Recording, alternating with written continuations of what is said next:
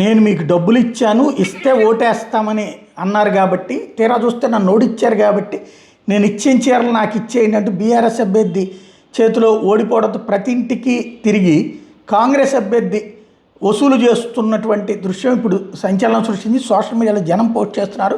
మేడ్చల్ జిల్లా ముడుచింతలపల్లి మున్సిపాలిటీ 12వ వార్డులో బీఆర్ఎస్ అభ్యర్థి మీద పోటీ చేసి ఓడిపోయింది కాంగ్రెస్ అభ్యర్థి ఎం జ్యోతి. దీంతో ఎన్నికల ముందు ఇచ్చిన చీరలో డబ్బు తిరిగి ఇవ్వాలని ఇంటికి తిరిగి వసూలు చేస్తాం జ్యోతి ఆమె కుటుంబ సభ్యులు.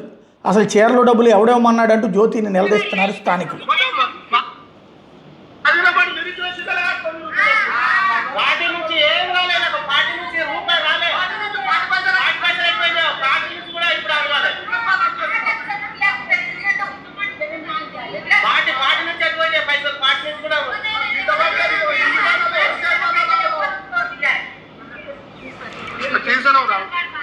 ఇది ఒక్క వీళ్ళే కాదు, ఇంకొక 2-3 పార్టీలు కూడా ఇప్పుడు బీజేపీకి సంబంధించిన ఒకళ్ళిద్దరు కూడా అట్లాగే చేశారు.